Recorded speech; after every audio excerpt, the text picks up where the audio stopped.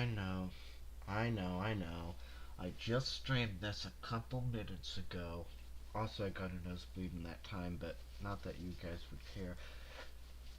But I was just too curious to learn what happened. Should have did part 5 and 6 in the same one. Oh well, without further ado, let's get into it. Hello.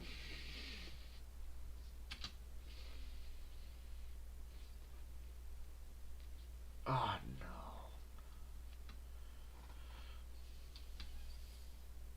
Our tragedy continues inside the Jedi Temple on Coruscant.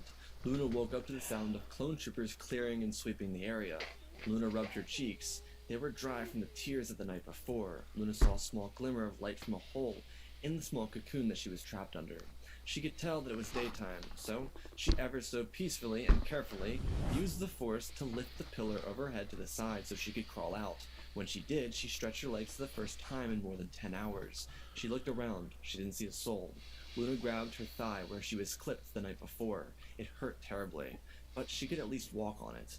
Luna walked through the halls of the temple. It used to be so beautiful. She looked up at the pillars covered in blaster marks and looked down at the carpets filled with bodies. Luna carried on towards the great hall of the Jedi Temple, keeping quiet and keeping her distance.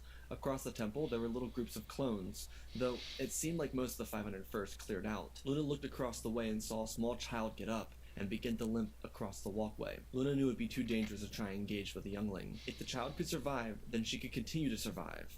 It was now the survival of the fittest, and Luna couldn't look out for anyone other than herself. She heard the sound of some clone troopers and she got behind a pillar.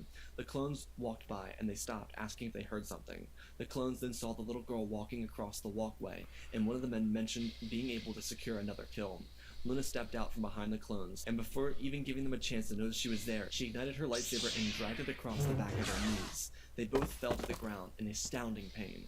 Luna used the Force to throw them to the ground with so much incredible force. She then walked forward, kicking the clone troopers over so she could see them. She was disgusted. They were her brothers. They were her friends, and all they could do was this? Chalk up all the Jedi to just being killed? This wasn't who they were. The clones looked at the young Jedi. They weren't afraid, so they spat on her. Luna clenched her fist with her lightsaber in her hand and threw the blade into one of the clone troopers. Her eyebrows creased. The other clone's sly confidence dissipated and he began to crawl away, trying to get somewhere, not being able to use his legs, with both of them having been cut the way they were. Luna pulled the clone with the Force down the hallway with her.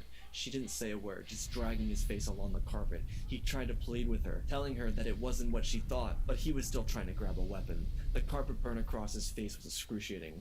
Luna stopped and pulled him with the Force, throwing him against the pillar, with so much force as she could, snapping several of his vertebrae. She knelt down in front of him, jabbing her blade into both of his elbows, so that he couldn't do anything to fight back. The clone trooper sat there, defenselessly. He just looked at her, total fear in his eyes. His face was red from the carpet burn. Luna put the lightsaber against the chest of his armor, allowing the heat to just burn through the plating.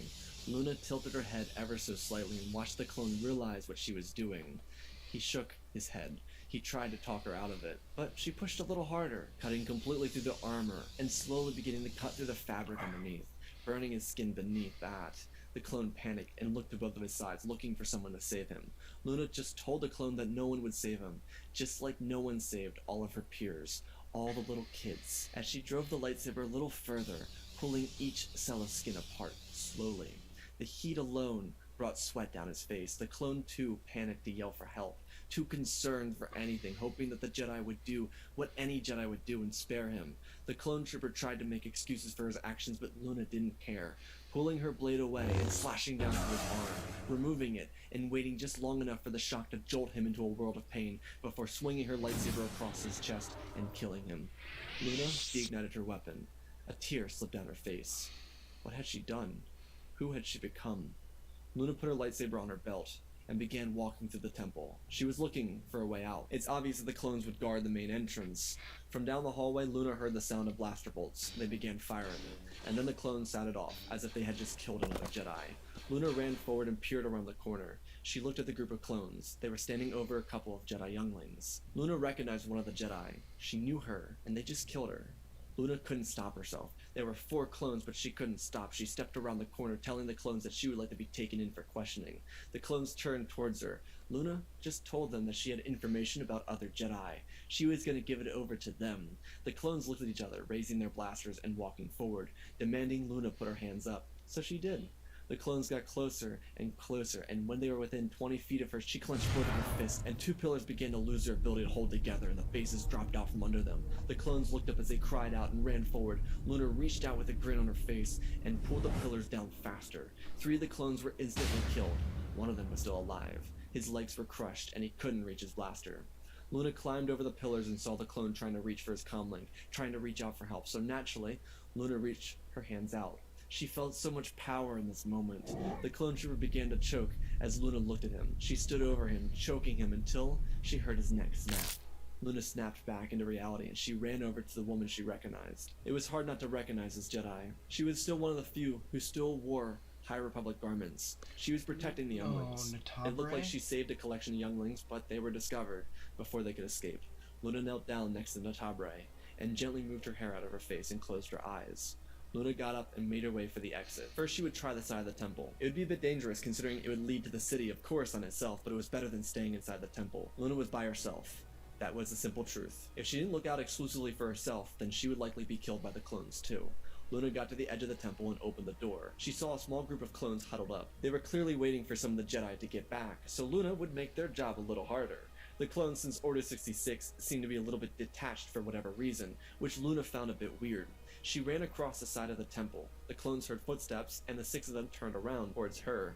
Luna watched them raise their blasters, and so she lowered her leg and slid under them, using the force to throw them to their feet and off the side of the temple, to tumble down dozens of stories to their inevitable deaths.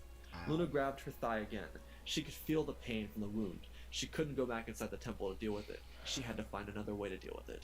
As she lowered herself to the edge of the temple, using a grapple and wrapping it around a pillar, she used the grapple to rappel down the side of the Jedi temple and down into the city streets of Coruscant. She was still wearing her robes, and that would be proven to be an issue for her. But right now she needed to stay hidden, and so that's what she was focused on doing. In the mid-rim, Luna's brother was walking through the city streets in the capital city of Baz-Pidi.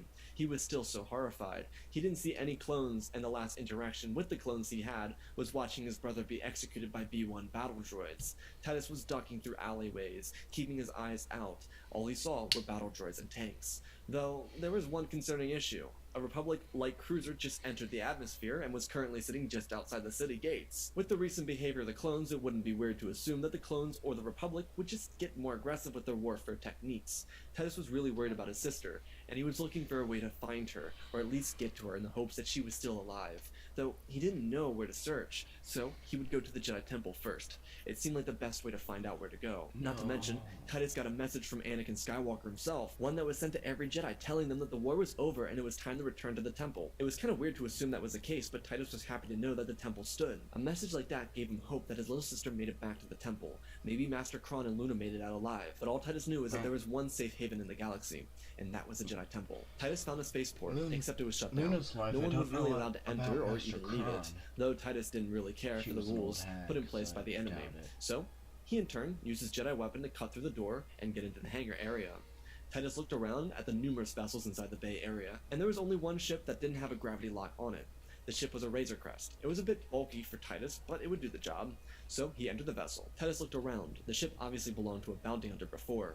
There was a large hat inside the ship, with an assortment of weapons. What a weird collection. Regardless, Titus looked around the entire vessel. He knew that Razor Crests had a tendency to fall apart and require a lot of repairs, and truthfully, he didn't want to have a breakdown while he was fleeing the mid-rim, between the Republic fleet above the planet and the possibility of running into the Separatists. He needed a ship that was functional. Titus got to the cockpit and checked the diagnostics. The ship was actually in pretty decent shape, which was surprising how dusty the interior was. Is that the Mandalorian Titus was trying to figure out why someone would just leave the ship behind, but he didn't want to mess around with it more than it already had been. He had to open up the hangar bay doors so that he could escape the planet. When he slid down the ladder to the main bay, he tripped over a loose panel and slammed into the wall, releasing a lock on the astromech. The droid fell over onto Titus's back, and landing on right where his shoulder was shot before. Titus rolled over and pushed the astromech off of him. It was an all-red droid, a C1 unit by the looks of it.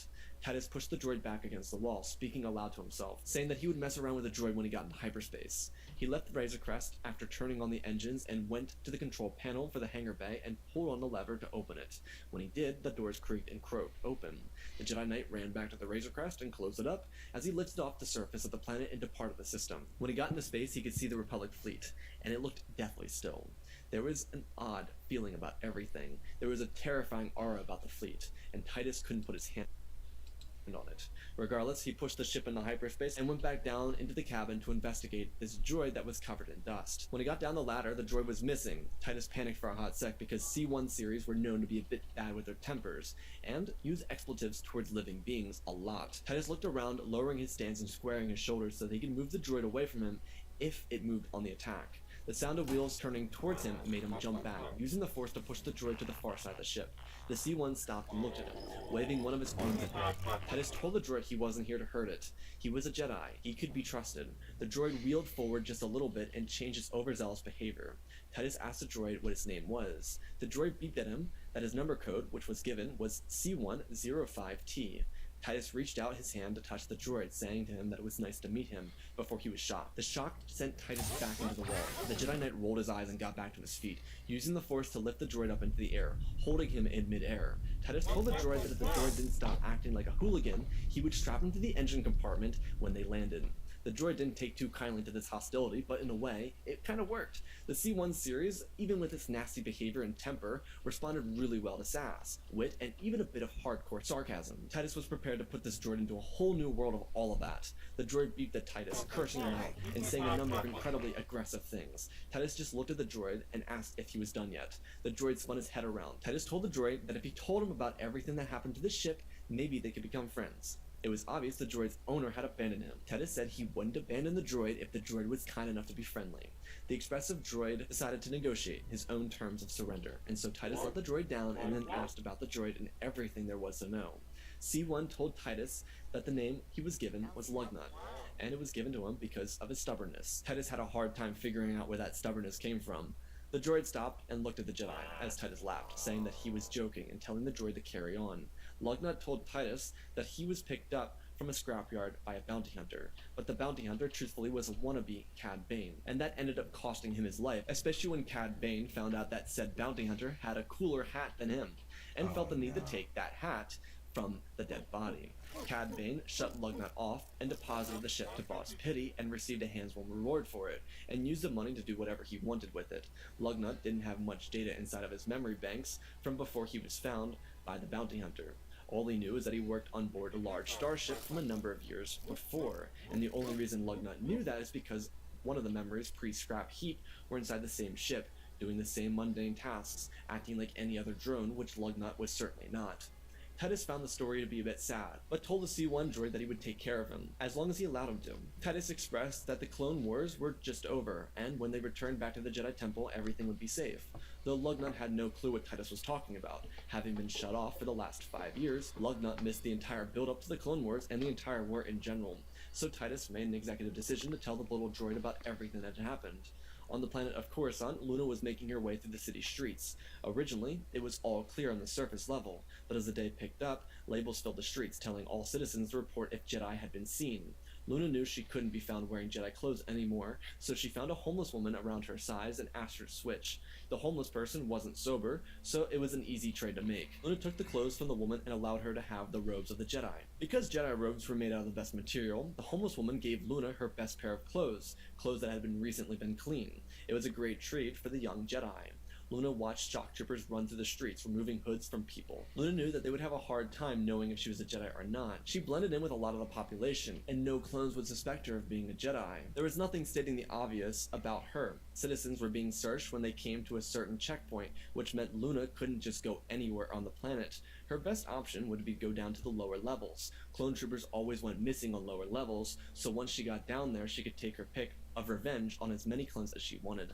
Luna's first day here, after Order 66, was long already. As she kept going, a lightsaber activated and the sound of shock troopers could be heard. Luna looked across the way to see a young Twi'lek Jedi on the run. The face looked familiar, but Luna couldn't tell. She knew she had to take care of herself, but this was a child. The girl fighting back had no chance. Luna shook her head. She couldn't believe what she was doing. If she did this, she would break her cover, and it looked like that's what she was doing. Luna began running after the group, ducking below railings and avoiding being seen by camera droids that were filling the streets, to try and capture the sight of the Jedi, in case she avoided being captured or killed. Though the Jedi Padawan was skilled, she deflected shots back at the droids who were trying to capture her image. Though the shock troopers were highly skilled, one of them was cut down before the other 5 surrounded the Jedi, killing her, and then standing over her. Luna turned the corner and saw the youngling killed. The clone stood over her and fired more rounds into her dead body. Luna's body turned cold. She turned back and looked to see if there were any droids. She didn't see any, so she walked around the corner and slowly walked up behind the clones. They were confirming their kill of the youngling. Luna reached out with the force to pull the youngling's lightsaber to her hand. Only one of the clones noticed it and turned around. Luna spun forward through the air, landing both lightsabers slashing at the clones. The only thing that could be known of the mutilation were the echoes and their cries bouncing out of the alleyway. Luna put both the lightsabers away, deciding to keep the lightsaber that formerly belonged to Twi'lek youngling Daisha Numa. Luna ran down the street and ducked into a small building to hide out. As she leaned against the wall, she slid down to the floor. She looked up at the sky above her. It was closer to midday by this point, and she had yet been able to get down to the lower city. Luna looked at the lightsabers. She could feel the crystals beginning to change, yet she didn't know why. As she sat on the ground, she felt chills run down her spine and throughout her body. When she breathed, she could see her breath in the air, but it wasn't cold outside. Coruscant was typically nice in terms. This is my comeback.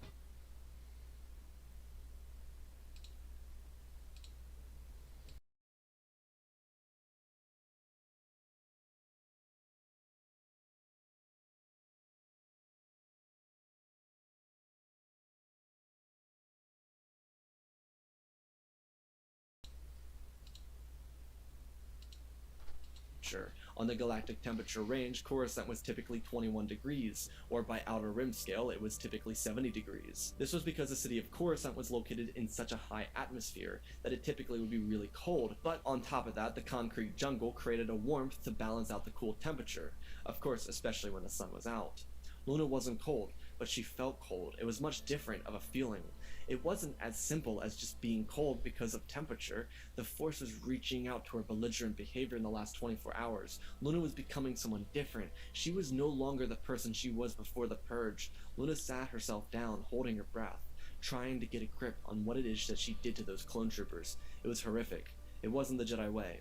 But not even she knew what the Jedi way was anymore. Luna got a communication through her Jedi comlink. She looked at it. It was coming from the Jedi Temple. She hadn't seen this, but it was the same message her brother got, that the temple was safe, and that it was time for all of them to return home. Luna bit her lip, and grabbed the 2 lightsabers on her belt. She wanted to scream so badly, her eyes became bloodshot, and she stood up like she was possessed. A duo of clones walked past her without acknowledging her, just assuming she was just one of the loony homeless people of the upper layer. Luna twisted her head and decided not to kill the clone troopers. It wouldn't do her much. Instead, she would go deeper into the city, and trying to find a way to get to the lower levels. Not far from where Luna was, a Razor Crest landed in an open spaceport. Out of it came Titus and Lugnut. Titus saw smoke emanating from the Jedi Temple, and he believed it would be better for him to find his way to the temple from the ground. As soon as Titus walked out from the hangar bay, he saw a sign, and reported that all Jedi were now criminals. Titus stopped in his tracks and asked Lugnut if the Razor Crest had any clothing in it. The droid called Titus an absurdity before letting him go back and grab a new outfit. Titus was a little taken aback by his attire. Firstly, it was baggy on him because the bounty hunter who had the ship before him was a bit larger than Titus, and secondly, he felt ridiculous without his Jedi robes. Titus packed a blaster pistol into his holster and put his lightsaber under his coat. The droid slammed into Titus as he walked out of the Razor Crest again. Titus asked what his problem was, as the droid continued forward, going on a great tangent about this and that. Titus patted the droid on the head and turned the corner. From the street level, they could see smoke emanating from the Jedi Temple. All Titus could think about was where his sister was and if she was okay. While they were walking through the streets, Titus received a communication. It was a new one, though this one came from Anakin Skywalker's master. This was a bit weird. Titus told Lugnut to come into the alleyway with him. When he got there, he crouched down behind a couple of dumpsters and turned on the communicator. It started off with Obi-Wan addressing the situation. The Republic had fallen. It was time to stay away from the temple. The message was about to hit 30 seconds long, but by the end of its transmission, Titus put his head against the wall. Lugnut came around the corner and nudged the Jedi Knight. Titus turned over and put the communicator away, and told the droid that it was all gone. Lugnut responded back to the Jedi inquisitively, trying to understand what this all meant. Titus told Lugnut that it was all gone, all of the hope. Titus had been holding out hope this entire time. Despite the fact that clones had turned on him, despite how ominous the message to return to the temple was, he believed that once he got here, everything would turn back to normal. Even after landing and seeing the Jedi Temple on fire, he still believed there was a chance that it was all a mistake, and now all of his hope was gone. Now it was real.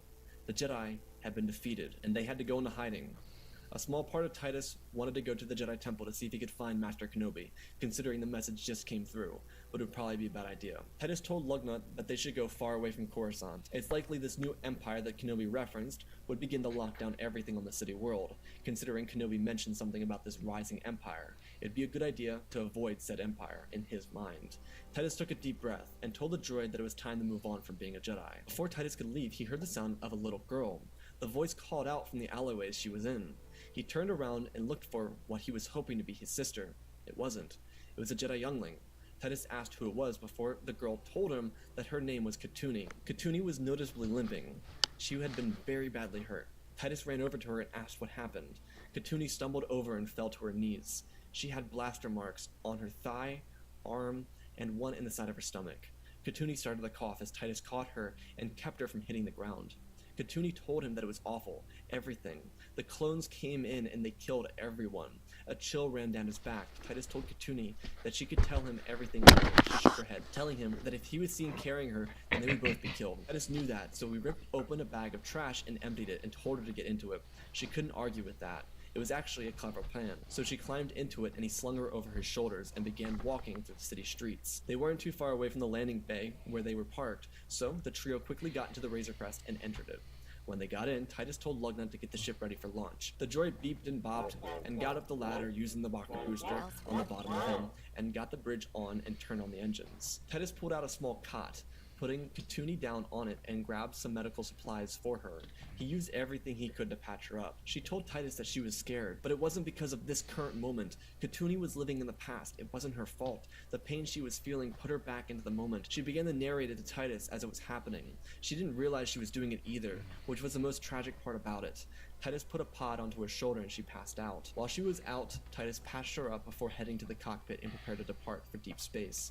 Titus trusted his Jedi training, and in the moment, that entailed trusting the Force. So, as soon as the ship was in hyperspace, he told Lugnut he wanted some time alone. The droid made him some noises and dropped down into the bay of the ship where Katuni was still sleeping. Titus closed his eyes and sat down on the floor, feeling the Force flow through his body. He became attached to the Force itself. He felt into his roots. He felt drawn to a place of tragedy, a planet where so much pain had already happened. It was nearby Mustafar. The planet of Earth, inside the Messina system, was where Titus was being drawn to. His home was calling to him, and so, that's where he would go. Titus would take Katuni and Lugnut back home, though he knew there would be challenges. As far as Titus was aware, aside from the genocide during the Clone Wars, it would be clear there would be no empire there. When Titus got to the location he was looking for, he trusted the Force to guide him to the coordinates of the planet. This would suffice, hopefully. Until then, Titus went down and asked Katuni, who was waking up at this moment, about what had happened. She was very shaken, but she told Titus the night was just like any other night. She and her class were just finishing training before they went to bed. They were doing some of their basic UJT practice, and the door was broken open and a bunch of clones ran in. Biff was the first one to be killed. The rest of them ignited their lightsabers and defended themselves when the clones barged in. Petro and Gungi took point, pushing the clones back, but there was more than just them. The clones piled in from around the corner.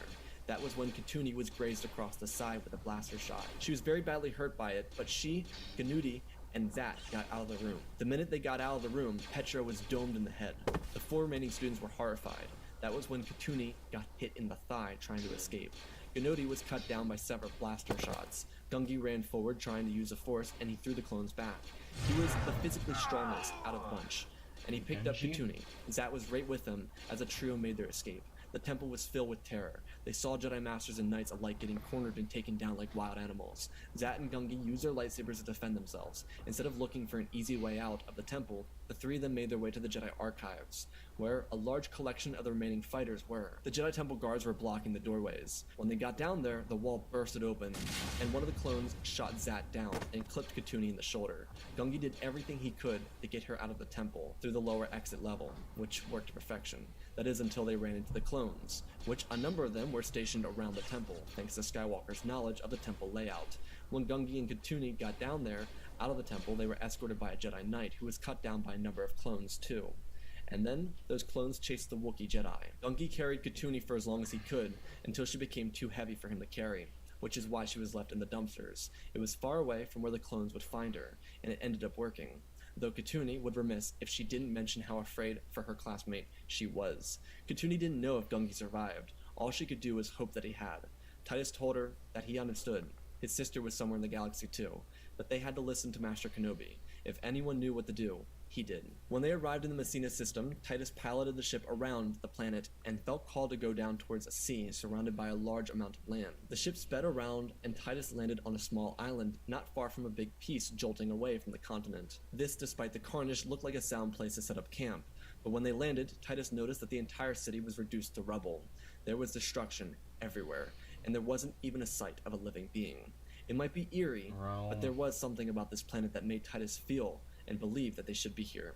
It's because the Force was strong with this planet, a certain balance that needed to be explored. Katuni was feeling much better and she was able to walk on her own at this point, but she had to use Lugnut for support. She followed Titus as he looked everywhere, remembering little bits and pieces of this town. The Force led him here because this was where he was born. Titus looked at a stone still standing, and the few structures that weren't completely erased by the DDT tanks. Titus told Katuni and Lugnut that they would stay here for their survival. It would be safe because the Empire was unaware of its existence. For the time being, that would prove them all the time they needed. On Coruscant, Luna was able to get down to level 1013, where she would have to make her own life. She knew that the crime liked to exist down here, and being as talented as she was, there should be no issue with her making enough credits to survive. Though something that sat in the back of Luna's mind was how much the dark side of the Force would influence her chances of survival. And that, ladies and gentlemen, is part 6 of our story. Again, special thanks to... Alright, well that's ending a lot happier than the last one, but if you enjoyed, subscribe, like, all that good jazz, and I'll see you again in the next one. Sayonara.